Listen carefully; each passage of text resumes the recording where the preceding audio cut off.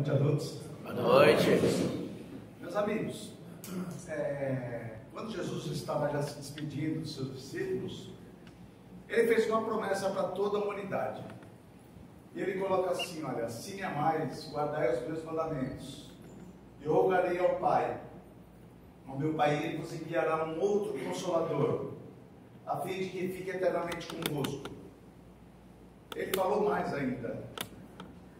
Ele disse, esse Consolador que Jesus prometeu, ele ensinará todas as coisas e vos fará recordar de tudo que eu vos tenho dito. Obviamente que quando Jesus faz essa promessa que enviará um outro Consolador, e com essas características ele sabia que os seus ensinamentos não seriam bem compreendidos, porque esse Consolador viria para ensinar aquilo que ele já havia dito e recordar determinadas coisas. Obviamente que Jesus também sabia que seus ensinamentos, aqueles que não foram compreendidos, também seriam muitas vezes deturpados e precisariam ser lembrados. Algumas religiões, e com todo respeito às religiões, falam que esse Consolador prometido por Jesus veio na época de Pentecostes. Todo mundo sabe o que é Pentecostes, gente? Vocês podem balançar a cabeça só para saber que eu estou encarnado. Quando eu pergunto, vocês ficam todos olhando, eu falo, meu Deus, eu desencarnei no meio da palestra, vai ser um sucesso. Pentecostes é uma festa hebraica que se passava 50 dias depois da Páscoa, bem apropriado, né, na época que nós estamos. E nessa festa de Pentecostes, Pente porque vem de 50 dias depois, nessa festa, viam judeus de várias partes, de várias cidades.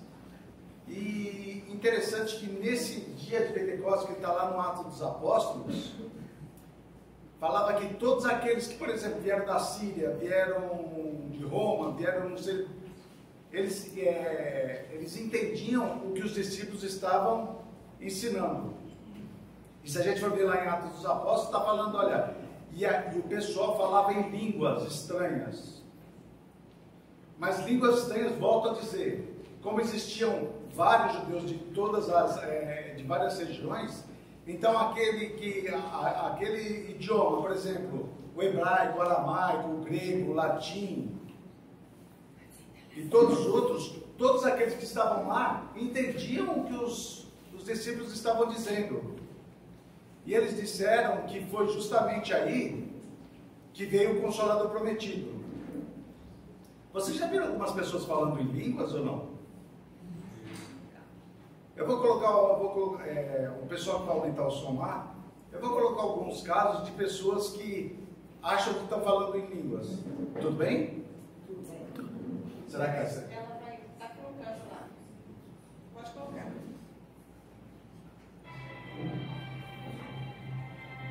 Eu não vim de Cuiabá aqui para brincar. Eu vim aqui porque Deus tem e depois que Deus fizer essa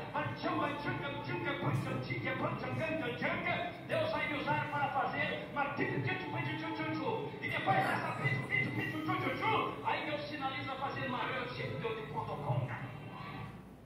olha só o Eduardo trocando língua aqui comigo.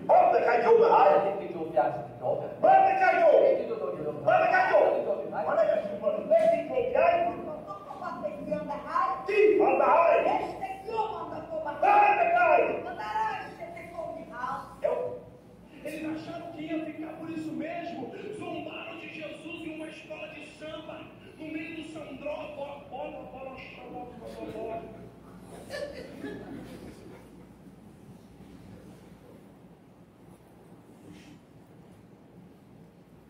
Bom, vocês viram o que é falar em línguas? Não é isso, tudo bem?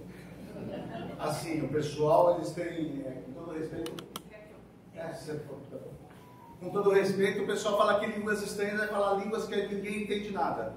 Volto a dizer, com todo respeito a quem acredita nisso, línguas eram ditas nos idiomas que o pessoal, todos que estivessem lá numa festa do Pentecostes, eles conseguiam compreender. Pode voltar, volta só um. Tudo bem, gente? Vocês estão bravos comigo ou não? Não. Olha, o pessoal que fala que foi o Consolador prometido veio no dia do Pentecostes, me parece que é uma coisa um pouco estranha, porque 50 dias depois, vocês acham que os ensinamentos de Jesus já teriam sido esquecidos? Não. Era muito pouco tempo, na verdade, gente. E o que esse dia trouxe a mais de ensinamento que Jesus não tinha dito ainda? Então, volto a dizer, com todo o respeito que deve todas as religiões, me parece que esse dia do Pentecostes não foi o dia correto, onde o Consolador prometido veio. E daí, meus amigos, justamente, passado um tempo depois, a religião que se dizia representante de Jesus, na Idade Média, ela começou a cometer coisas que fugiam muito do ensinamento de Jesus. E eu tenho um cuidado muito grande para falar que não estou criticando a religião, mas as pessoas que comandavam a religião naquela época. Porque se vocês forem ouvir na Idade Média, essa religião que falava em nome de Jesus, ela começou a organizar cruzadas. Todo mundo sabe o que é cruzada, não? Cruzada eram pessoas que se reuniam em nome de Jesus, invadiam outras cidades, saqueavam, estupravam mulheres, faziam várias coisas, em nome de Jesus. As fogueiras, se você discordasse com qualquer opinião existente da religião oficial da época, você ia para fogueira. Então você já ouviu falar de Joana d'Arc? Sim. Joana d'Arc era uma menina de 14, 15 anos, e a França estava numa guerra, na Guerra dos 100 Anos, com a Inglaterra. A Inglaterra já estava quase tomando a França. O exército francês já estava totalmente destruído. Quando essa menina, Joana d'Arc, através de vozes que ela ouvia, ela conseguiu, e segundo ela, era a voz de Santa Catarina de Siena e de São Felipe, ela conseguiu derrotar o poderoso exército inglês e devolver a coroa na cabeça do rei da França. Quando perguntavam como uma menina de 14, 15 anos podia liderar um exército a ponto de derrotar um exército poderosíssimo, ela falava o quê? Foi pelas vozes que eu ouvia. O que fizeram com a Joana d'Arc? Por que queimaram na fogueira santa? Acharam que ela era uma bruxa. Porque quem ouvia a voz de espíritos era considerado bruxa. E é difícil a gente conseguir compreender como que uma menina que ela fez uma coisa tão maravilhosa pudesse ser queimada. A própria religião, depois de 500 anos, fez o julgamento e ela de bruxa passou a ser santa da igreja. Já ouviram falar de Giordano Bruno?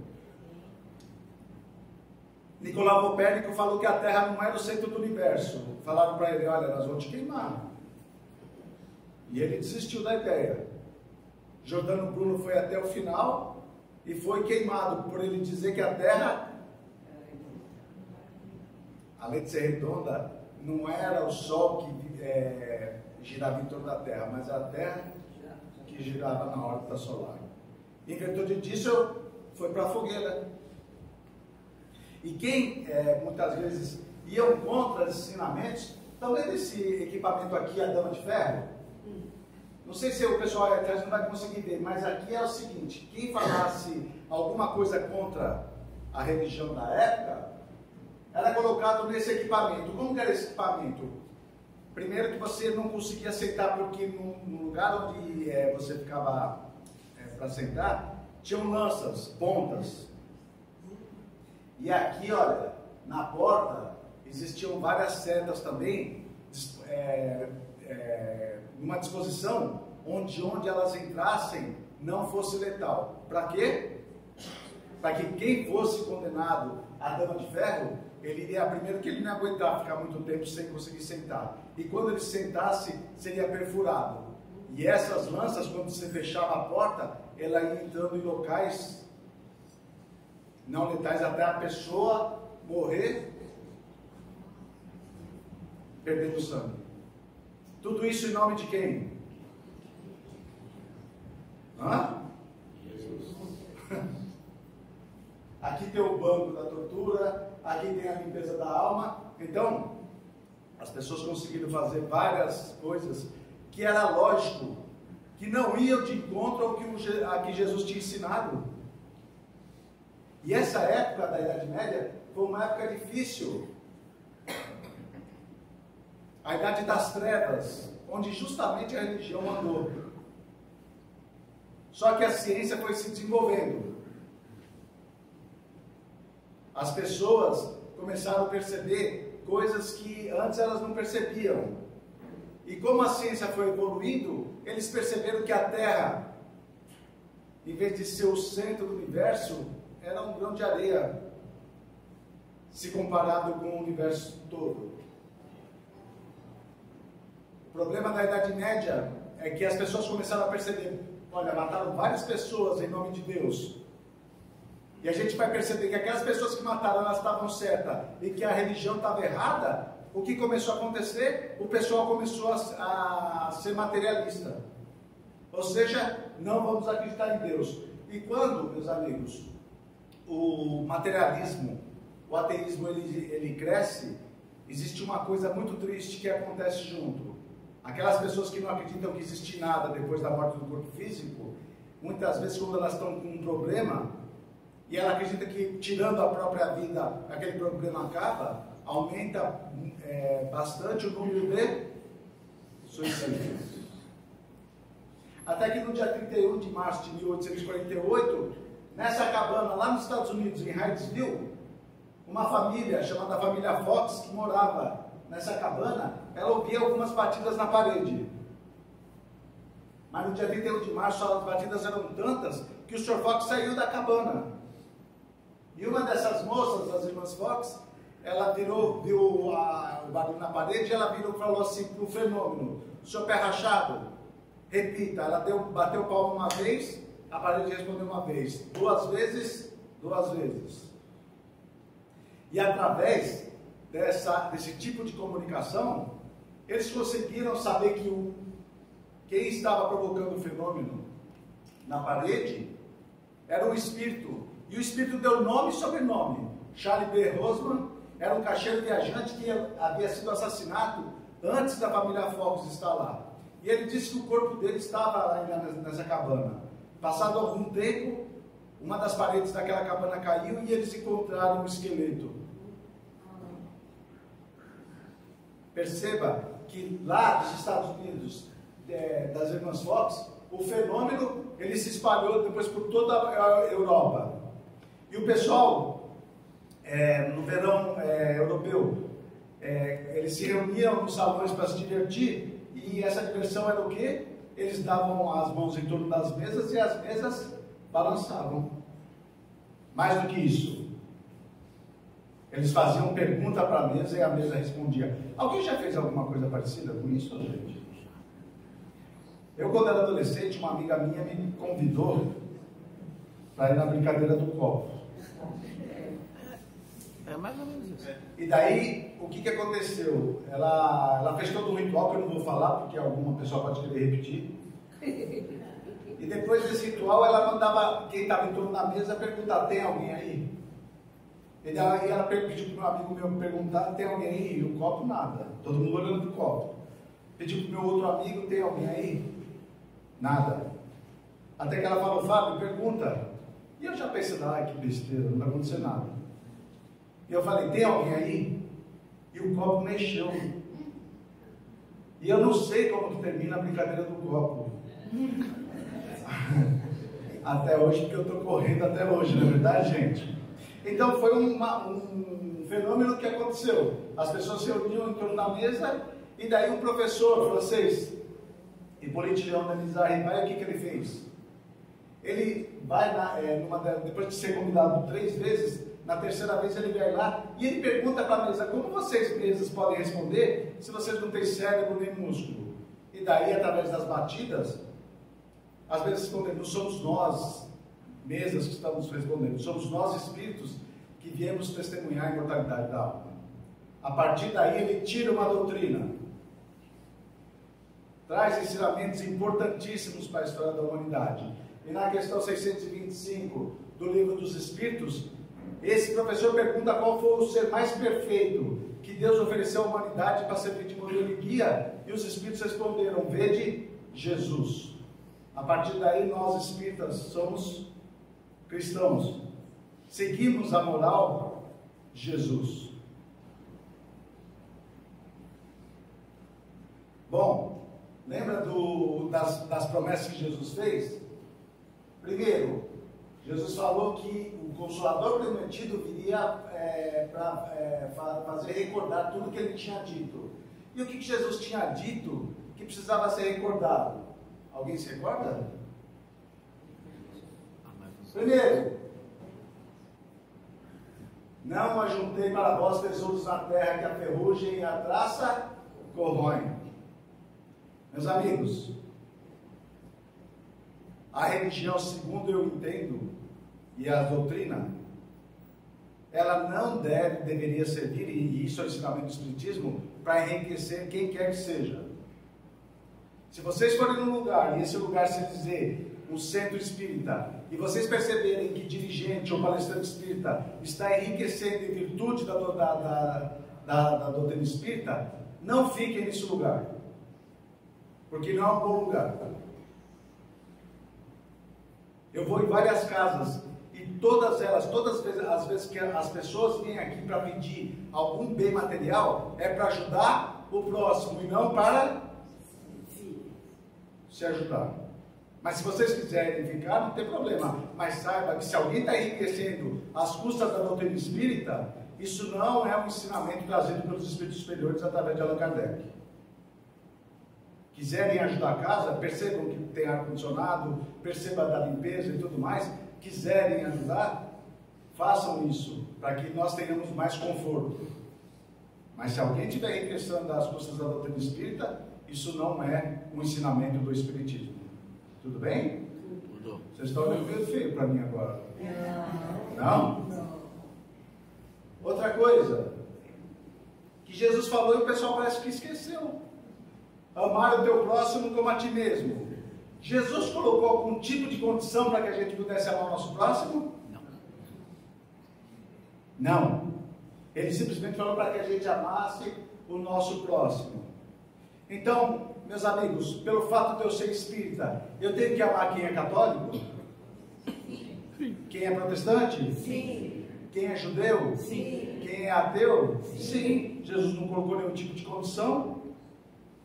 Os ensinamentos dele é para que a gente ame. Eu sou palmeirense. Não ri não. Eu tenho que amar quem é santista? Sim. Quem é São Paulino? Sim. Quem torce para o Flamengo? Sim. O Atlético Mineiro? Sim.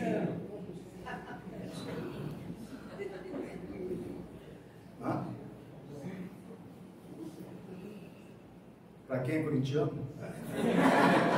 Já é demais. Acho que Jesus já está pedindo muito. Já está pedindo muito. É claro, né, gente, que eu tenho que amar. Vai fazer o quê? Jesus falou para que a gente fizesse isso. Ensinamento de Jesus, gente. Ele não colocou nenhum tipo de condição. Quem votou no Lula tem que amar quem votou no Bolsonaro? Sim. Quem votou no Bolsonaro tem que amar quem votou no Lula? Sim. Eu não estou botando muita fé em vocês não, viu, gente? É claro, né, gente? Fazer o que? Jesus falou para fazer isso. Agora vai colocar a tua opinião política numa rede social para você ver como que o pessoal se ama. Então, para mim é claro que quando Jesus falou que o Consolador prometido precisava relembrar algumas coisas que ele tinha ensinado, para mim é bem claro que é isso aqui. Que parece que o pessoal repete, mas não faz. Não estou falando vocês não, gente. Estou falando o pessoal lá de São Paulo, tá bom? Estou falando. Amai os vossos inimigos. Ah, Jesus. Para amar corintiano já está difícil. Imagina para amar os inimigos. Mas nisso a doutrina espírita vem ao nosso encontro. Porque no capítulo 12 do Evangelho segundo o Espiritismo, os Espíritos falam que se você tem algum problema com alguém, e que você não consegue perdoar, não precisa ficar junto da pessoa. Fluidicamente você não consegue ficar junto. Se você está junto e você odeia aquela pessoa, e você falar que a ama, você está sendo hipócrita. O Espiritismo nos diz o quê? Se você tem um problema que não dá para se reconciliar, se afasta daquela pessoa, mas não deseje o mal daquela pessoa. Se puder ajudar aquela pessoa, ajude. Se puder se reconciliar, se reconcilie. Porque o nosso inimigo de hoje, numa outra existência, pode vir como a nossa sogra, como a nossa mãe, como o nosso pai, como o nosso filho. E eu vou falar uma coisa para vocês, talvez não seja tão consolador. A gente já não precisa mais reencarnar com quem a gente ama. Nós precisamos reencarnar com quem nós temos problemas. Eu percebi que não. Isso não impede que, antes de nós reencarnarmos, a gente não possa pedir para um espírito simpático que reencarne para nos dar uma força. Mas nós seremos espíritos felizes, espíritos puros, quando a gente amar o nosso próximo como a nós. Se a gente já conseguiu amar outra pessoa, nós já conseguimos aquilo. Agora a gente vai precisar estar com quem a gente tem problema. Tudo bem? Tudo. Não tá, né, gente? Perdoar 70 vezes 7. É fácil perdoar, gente? Não é fácil. Da última vez eu contei um caso aqui que eu vivenciei e uma senhora me viu aqui logo na entrada e ela pediu para que se eu pudesse contar. Vou contar de novo. Na minha adolescência eu morava em Guarulhos e meu pai tinha uma lanchonete.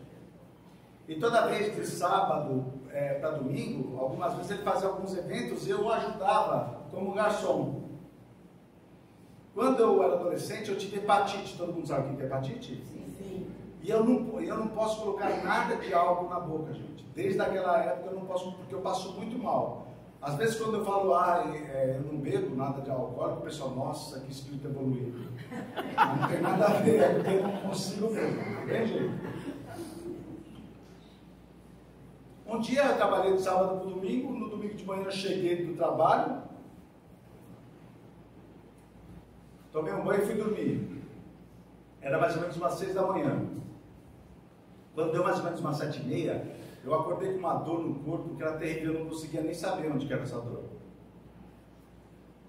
Me colocaram num carro e falaram, para onde a gente leva? Eu falei, para o primeiro hospital, não estou aguentando de dor. Cheguei lá no hospital do SUS de Guarulhos, no domingo de manhã. Eu virei para a enfermeira e falei, moça, eu estou morrendo de dor. Deixa eu passar no médico. Ela, muito caridosa, falou, olha, todo mundo está dolorido aqui. Espera a tua vez. E eu esperei. Nisso, gente, os corredores lotados, cheio de gente, já não tinha quarto, estava terrível. Eu entrei no consultório, a médica me deu uns karatezinhos aqui do lado, ela já está todo dolorido, não mudou nada. Mas ela deu um karatê aqui assim, gente, nossa, foi uma dor terrível. Ela diagnosticou que eu estava com cólica renal. Alguém já teve cólica renal aqui? Falaram que é parecida com a dor do parto. Se dependesse de mim, acabava a reencarnação. Uma dor terrível. O que a médica fez? Ela me colocou numa maca, colocou soro na veia e buscou pão. E isso eu estava no corredor, gente. E conforme o medicamento foi fazendo efeito, eu tinha trabalhado a noite toda, comecei, sabe quando você vai meio que dormindo, meio que acordado, tudo? Quando eu percebi que 2 senhoras encostaram na maca onde eu estava, uma virou para a outra e falou, nossa, que judiação. Um moço tão jovem. E a outra falou, pois é. Olha só o que a cachaça não faz com a pessoa. Meus amigos, eu pergunto para vocês, eu precisei perdoar aquelas senhoras? Sim. Não. Não, porque eu nem me ofendi, gente. O que interessava para mim é que a dor estava passando. Elas podiam me chamar de cachaceiro, de corintiano, do que elas quisessem. Eu não iria me importar. E a gente muitas vezes vê coisas que é difícil de ser perdoada. E aí vai precisar outras encarnações. Mas existem coisas, meus amigos, que aquela pessoa falou mal de mim, eu estou exposto, eu estou me expondo para todos vocês aqui. Vocês acham que todo mundo está gostando da palestra? Você acha? Obrigado. Mas, assim, mas vai ter gente que vai falar, não, será que eu vou ter que ficar perdoando todos aqueles que acham alguma coisa diferente do que eu acho que eu sou? Não. Então, quando nós temos um foco na vida, meus amigos, quando nós temos um objetivo, o que os outros falam do nosso lado, se a gente perceber que for alguma coisa para ajudar, tudo bem. Senão a gente não liga. Nem precisa perdoar. Bom, e daí o que veio ensinar? O que o Consolador Prometido, que é o Espiritismo, veio nos ensinar? Por exemplo, que Deus é a inteligência suprema, a causa primeira de todas as coisas. Ou seja, Deus não é um Deus para ser temido. Deus é um Deus de amor e de bondade. Que nós, espíritos, nascemos, fomos criados por Deus da mesma maneira, simples e sem conhecimento. E um dia todos nós chegaremos a ser espíritos puros. Vai depender de quem? É por isso que existe uma lei de evolução. A reencarnação serve para a gente adquirir aprendizado, porque chegaremos a ser espíritos puros quando nós obtivermos todo o ensinamento moral e todo o ensinamento intelectual. Alguém aqui acha que reencarnou para sofrer, gente? Não. Alguém acha que sofrimento traz evolução para alguém? Se fosse assim na hora do passe, é que o passe aqui é coletivo, né? Mas se fosse na sala, na hora do passe, os médicos, em vez da imposição das mãos, ficavam com um taco de beisebol. A gente sentava lá e dava uma marretada na nossa cabeça, a gente estaria tudo sofrido, evoluído. Não é necessário nós sofrermos, mas existem alguns espíritos que escolhem o sofrimento como ferramenta didática para evoluir. Tudo bem? Tudo. Não é o caso de vocês não, tá, gente? Todos nós possuímos o livre-arbítrio, nós podemos fazer o que a gente bem entender. Só que esse livre-arbítrio traz algumas consequências que nós responderemos.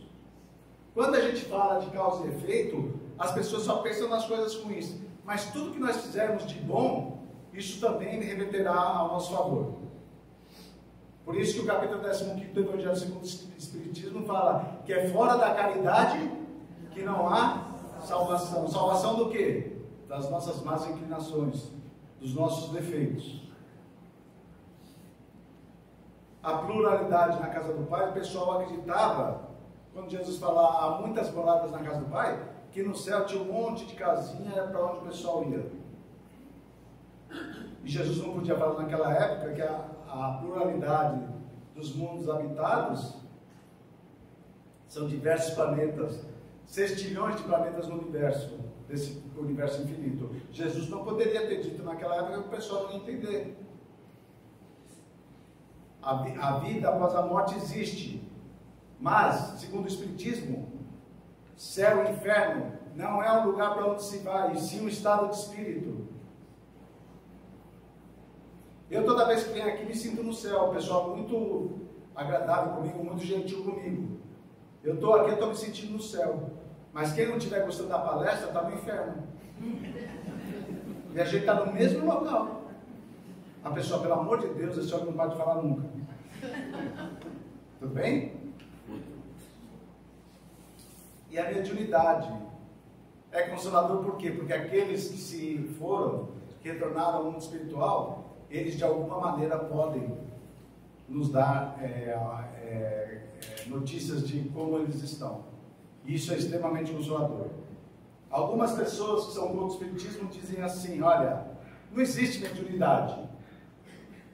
Essas cartas mediúnicas, isso aí, o que acontece? O sujeito, o médium, ele é um paranormal quando a pessoa senta na frente dele e ele vai buscar as informações na cabeça da pessoa. Dá para entender o que eles explicam sobre mediunidade? Balança a cabeça. Deu para entender? Ele fala que não é o espírito que está dando comunicação. É que aquela pessoa tem uma capacidade de ir no pensamento da pessoa e tirar a informação e passar para o papel. Então, um último filminho, eu gostaria que vocês assistisse, para vocês verem como a doutrina espírita é consoladora. Uma das cartas escritas nesse centro espírita ajudou. Pode ir? Pode. Uma das cartas escritas nesse centro espírita ajudou a polícia do Ceará a retomar um caso que ainda estava sem resposta.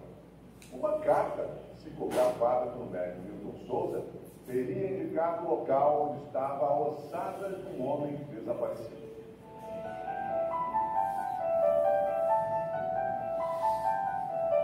Esta lagoa escondia um mistério.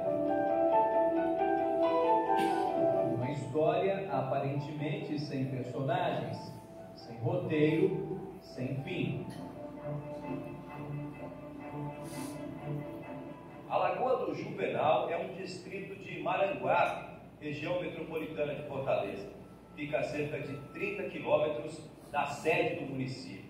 Em 2013, a polícia encontrou aqui uma ossada, mas não sabia de quem eram os restos mortais. Os investigadores tentaram identificar a ossada, mas não conseguiram. As ossadas eram bastante estragadas, né? Não eram condizentes com ossadas recentes, mas de mais de um ano. Ao mesmo tempo, Dona Maria Lopes Farias, de 75 anos, vivia um drama. O filho dela, Galdino Alves Bezerra Neto, havia desaparecido há 2 anos. Ele foi para a casa do irmão dele, no metrô, e de lá ele viajou. Ele deu pandarina, estava com 15 anos que ele deu pandarina, sabe? Que ele tem problemas mentais. Aí há 15 anos que ele saía, mas ultimamente ele saía e voltava logo, não demorava muito. Dona Maria espalhou cartazes com a foto do filho, que desapareceu aos 47 anos, e passou meses em busca de alguma informação. Onde era, onde tinha albergue, eu ia para a rodoviária, pedia os motoristas para colocar foto dele, eu tirei as fotos grandes dele. Onde estava Galdino? Estava vivo? Morto? A angústia só aumentava. Quando ela passou a frequentar esse centro espírita, recebeu uma pista, uma informação que teria vindo de outro plano e poderia desvendar o mistério. Uma carta psicografada pelo médium Milton Souza. Eu recebi uma carta do avô dele, que o nome é o mesmo, só que não tem neto, é só o nome Alves Bezerra. Aí ele me falando que eu deixasse de procurar ele nos albergues, deixasse de procurar ele no NL, nos hospitais, eu fosse para o Canidé, mandar celebrar uma missa, mas antes eu passasse na Lagoa do Juvenal e visse umas ossadas que foi encontrada lá.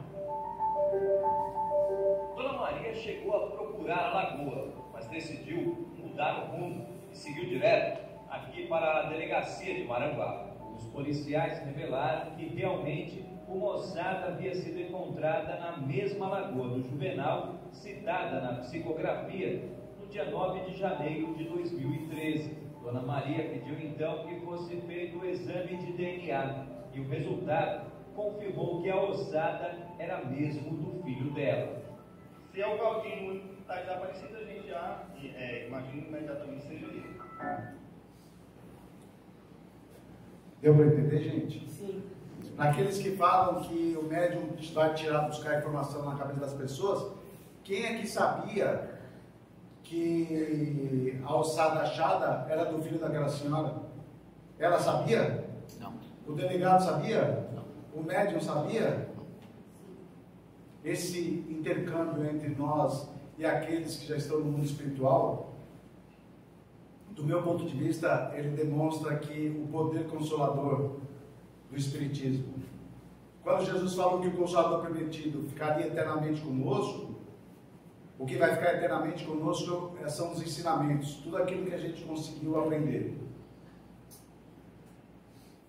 Algumas pessoas falam que não, que não é o Espiritismo do Consolador prometido. Não tem o menor problema.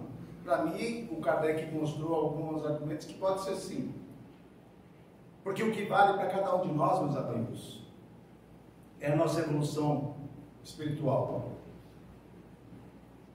nós seremos mais felizes conforme nós formos mais evoluídos.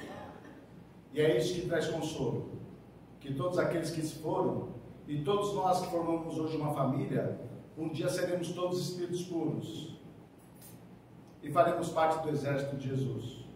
Seremos felizes, o exército do amor, da caridade e da fraternidade. Que a paz desse mestre seja com todos nós, e que ela se estenda aos nossos lares, pelo convite, pela simpatia e pela participação de cada um de vocês. Muito obrigado e tenhamos todos uma ótima semana.